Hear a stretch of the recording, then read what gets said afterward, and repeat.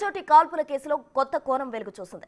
మాధవరం మండలంలోని మద్దల చెరువు శివార్లలో నాటు తుపాకీతో ఇద్దరు కాల్పులు జరగడం సంచలనంగా మారింది. అయితే మద్దల చెరువు సమీపంలో ఉన్న అటవీ ప్రాంతంలో వేటగాళ్లు కాల్పులు చేసినట్టు పోలీసులు ప్రాథమికంగా నిర్ధారించారు. జంతువులను వేటాడే క్రమంలో ఇద్దరిపై కాల్పులు చేసినట్టు గుర్తించారు. గాయపడిన ఇద్దరిలో ఒకరి పరిస్థితి సీరియస్ గా ఉంది. వేటగాళ్లు ఎవరో తేల్చే పనిలో పట్టారు పోలీసులు.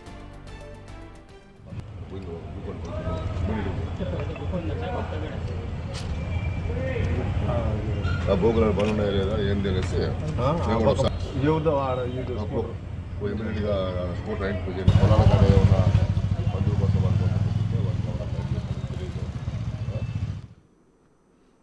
రాయచోటి కాల్పుల కేసులో కొత్త కోణం వెలుగు చూసింది. దీనికి సంబంధించి పూర్తి వివరాలు అందించేందుకు మా ప్రతినిధి మధు సిద్ధంగా ఉన్నారు. మధు, చెప్పండి. అయితే కాల్పులకు సంబంధించి అయితే అటవీ ప్రాంతంలో వేట జరుగుతున్నట్టు కూడా తెలిసింది. దీనికి సంబంధించి పూర్తి వివరాలేంటి?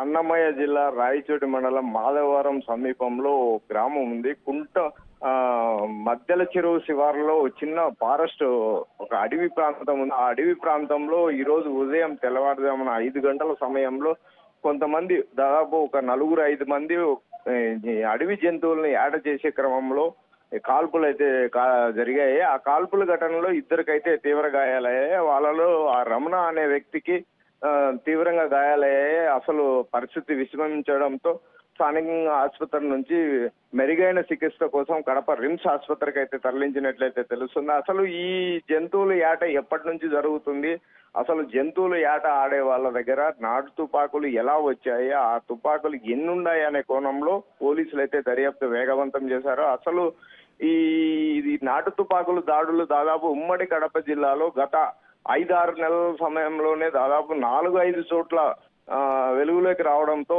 పోలీసులు అయితే సీరియస్ గా తీసుకున్నట్లయితే తెలుస్తుంది. అసలు నాటు తుపాకులు అన్ని ఎక్కడే కానీ ఉండకూడదు అనే కోణంలో అయితే పోలీసులు సీరియస్ గా దృష్టి సారించి ఆ నాటు తుపాకులు ఉమ్మడి కడప జిల్లాలో ఎన్ని ఉన్నాయి అనే క్రమంలో విచారణ అయితే వేగవంతం చేసినట్లు ఉన్నారు. అయితే ఈ ఆటకు సంబంధించి ఆ గ్రామానికి సంబంధించి కొంతమంది అయితే ఈ ఏట సాగించే జీవనాధారం కొనసాగిస్తున్నట్లయితే స్థానికంగా ఉన్న స్థానికులు అయితే వాపోతున్నారు. అయితే ఈ క్రమంలోనే ఈ రోజు ఉదయం తెల్లవారుజామున 5 గంటల సమయంలో అడవి పందుల్ని ఏట ఆడే క్రమంలో ఒక బ్యాచ్ అడవి పందులను తరుముతుంటారు, ఇంకొక బ్యాచ్ ఫైర్ చేస్తుంటారు. ఆ క్రమంలోనే ఇరువురు పైన మిస్ ఫైర్ అయినట్లయితే స్థానికంగా ఉన్న కొంతమంది స్థానికులు అయితే చెప్తుంటారు. వీళ్ళు కేవలము ఏట ఆడే ఇలా జీవనాధారం సాగించుకుంటుంటారనే విధంగా స్థానికంగా ఉండే గ్రామస్తులు అయితే వాపోతున్నారు.